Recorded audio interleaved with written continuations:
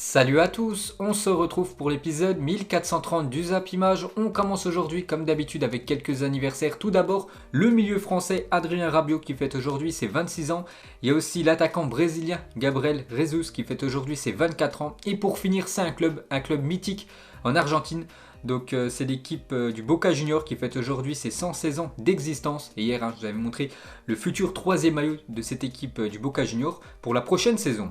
Ensuite, on revient en Europe, direction l'Espagne. On va parler du seul match qui avait lieu hier soir dans les 5 grands championnats européens. C'est un match de Liga entre Levante et Huesca. Donc Huesca, dernier du championnat actuellement de la Liga. Ils sont partis s'imposer 2-0 du côté de Levante. On peut voir que c'est l'attaquant espagnol Rafa Mir qui a inscrit le doublé. Ensuite, direction l'Angleterre, on va parler de Thomas Tuchel, l'ancien coach du Paris Saint-Germain qui fait un bien fou du côté de Chelsea.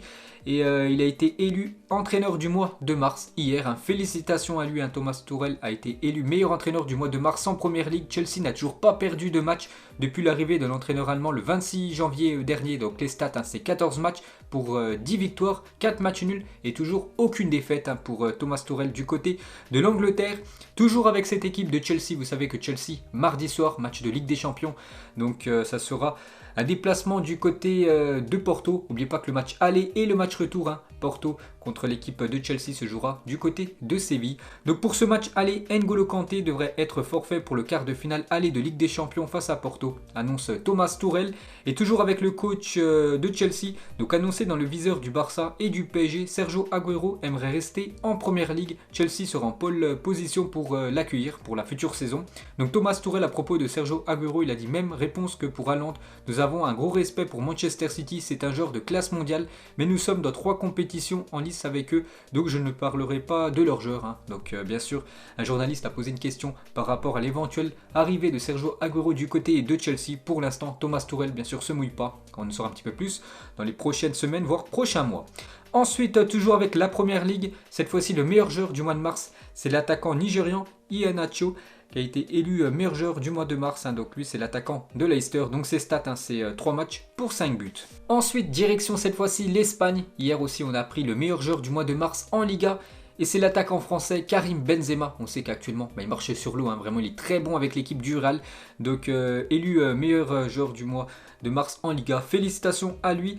Donc Benzema, c'est 3 matchs, 5 buts et une passe décisive avec le Real Madrid pour le dernier mois en Liga.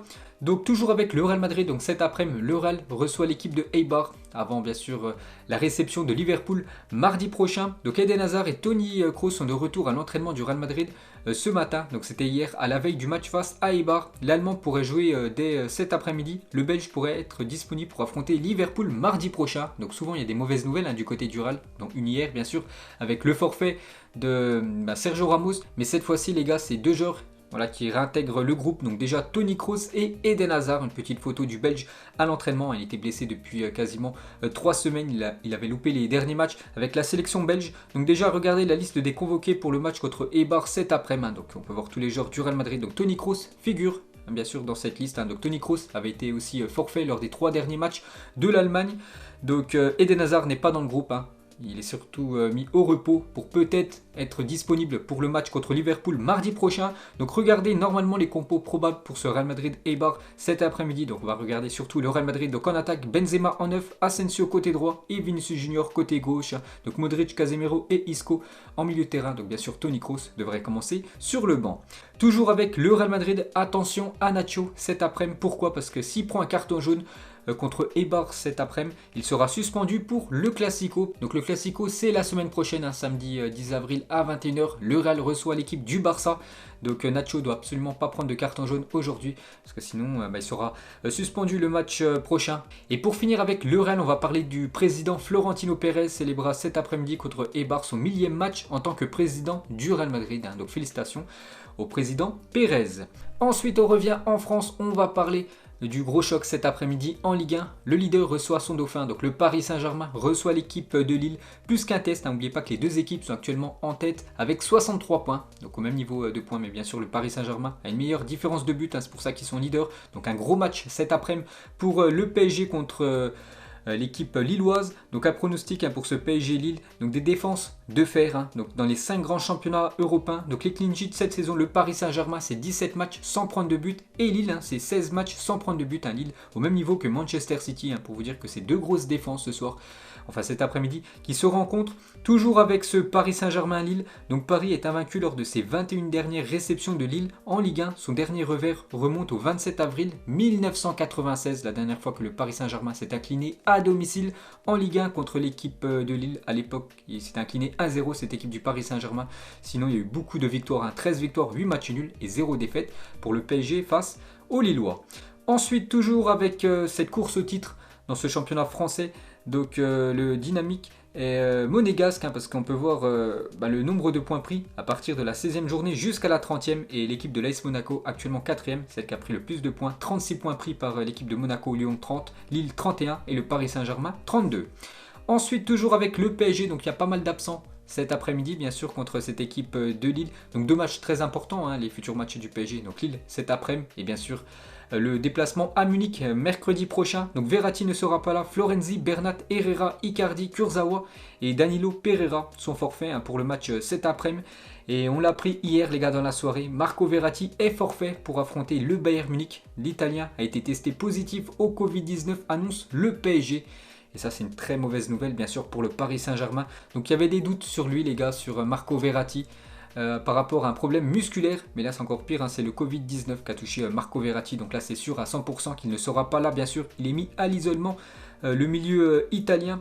Donc le message de Marco Verratti sur Instagram: à la suite du dernier test PCR, j'ai été testé positif à la Covid-19 malgré les restrictions sanitaires respectées avec notre travail et la trêve internationale, c'est difficile d'être sûr d'y échapper. J'espère vite retrouver le terrain. Donc bon rétablissement à Marco Verratti. Et maudit en Ligue des Champions, Marco Verratti lors des matchs à élimination directe de LDC. Donc 29 matchs possibles et déjà 8 forfaits quand même pour Marco Verratti lors des gros matchs européens.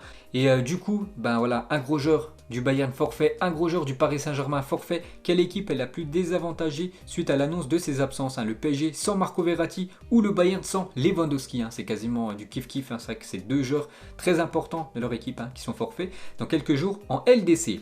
Et du coup il y a déjà quelques compos là qui fuitent sur internet les gars pour ce prochain match du PSG du côté de Munich. Donc comment faire sans Marco Verratti? Regardez peut-être la compo du PSG de départ. Bien sûr, s'il n'y a pas d'autres blessés, j'espère pas.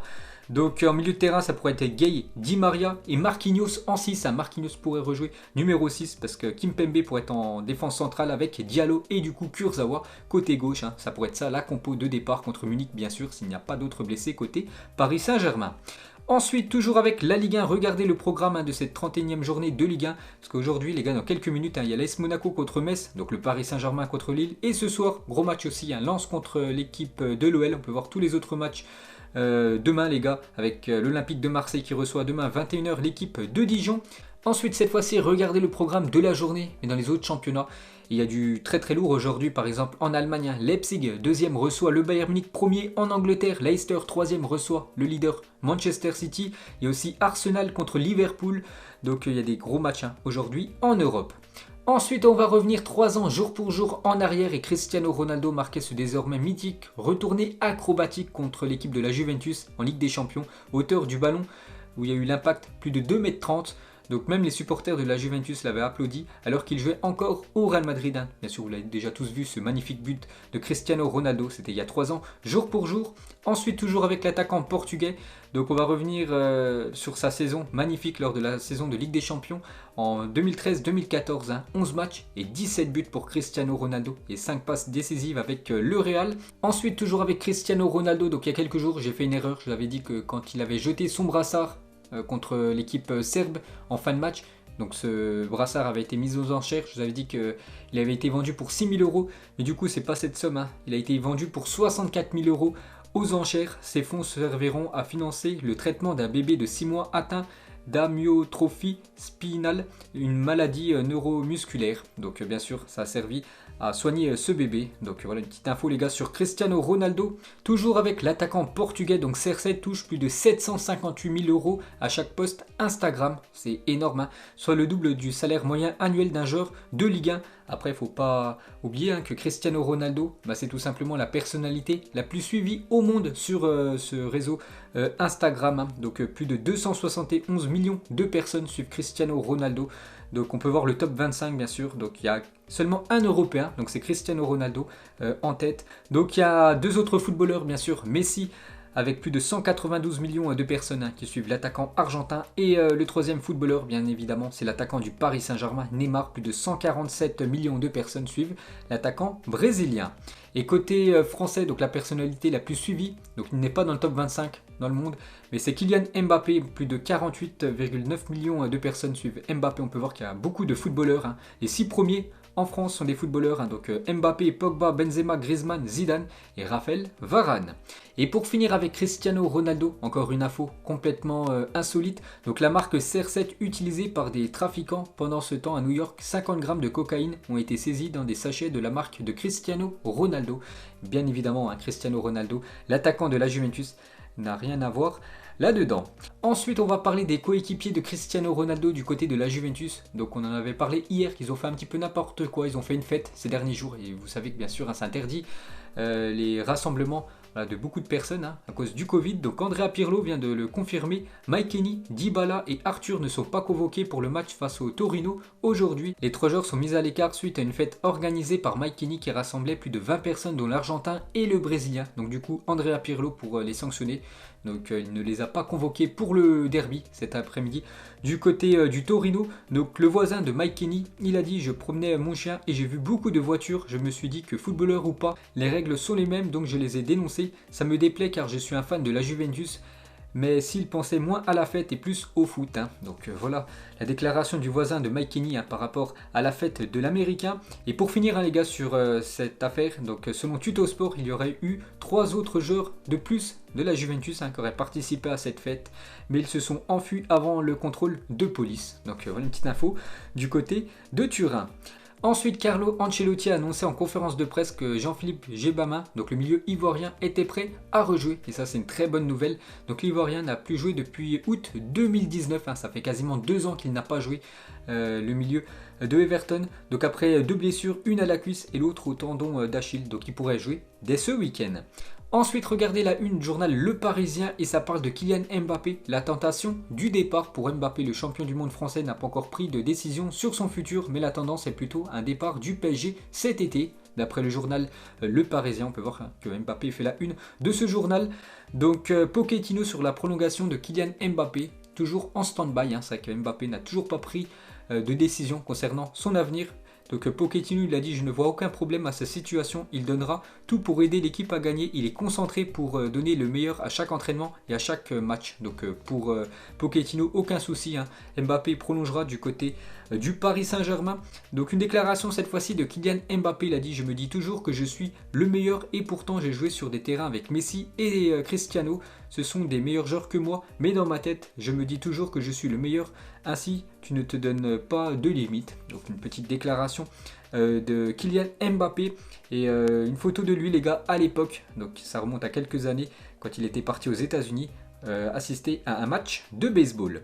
Ensuite, une déclaration de José Mourinho, il a dit en 2004: Roman Abramovich m'a dit qu'il avait de l'argent pour acheter Ronaldinho à Chelsea. Si je voulais, j'ai dit non, ramène-moi Drogba, qui évoluait du côté de Marseille.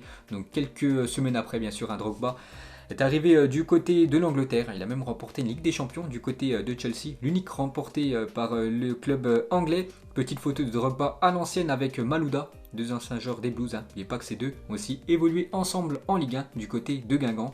On peut voir une petite photo vraiment à l'ancienne. Je crois que Drogba venait juste de marquer un but du côté du Vélodrome.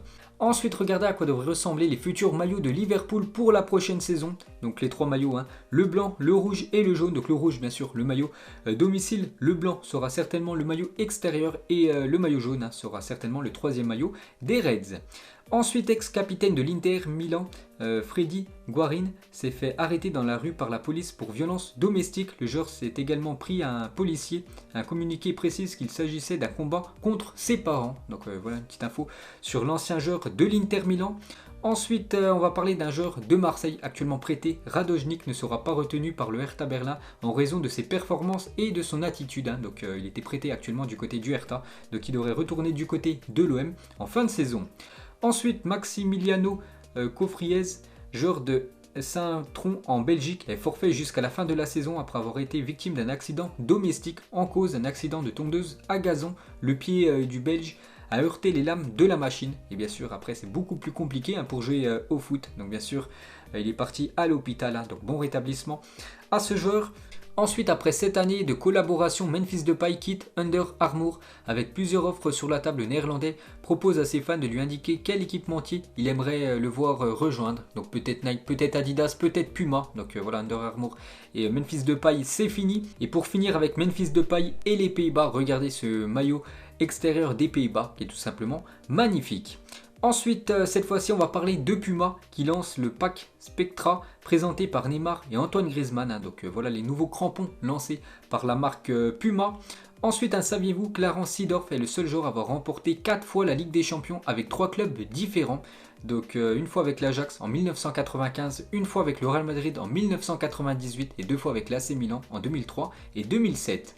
Ensuite, une déclaration de l'attaquant algérien Farik Boulaya, attaquant de l'équipe du FC Metz. Il a dit: j'ai tout appris sur le goudron en jouant avec les grands. À cette époque, personne ne me demandait de me canaliser. De toute façon, si j'arrête de dribbler, je ne joue plus au foot. C'est vrai qu'il y a beaucoup d'Algériens qui sont des très bons dribbleurs. Je pense bien sûr à Riyad Mahrez, je pense aussi à Benrahma. Et la même chose pour Boulaya, sa façon de jouer, c'est de bien sûr tenter beaucoup de dribbles lors des matchs. Ensuite, une déclaration de Fabrizio Romano. Il a dit: il y a 3 ans, le PSG offrait à Donnarumma quelque chose d'incroyable, comme une limousine, une grande maison pour sa famille et 12 millions d'euros par an en salaire. Mais il a décidé de prolonger avec l'équipe de l'AC Milan. N'oubliez pas qu'actuellement, Donnarumma est en fin de contrat avec l'équipe de Milan dans quelques semaines.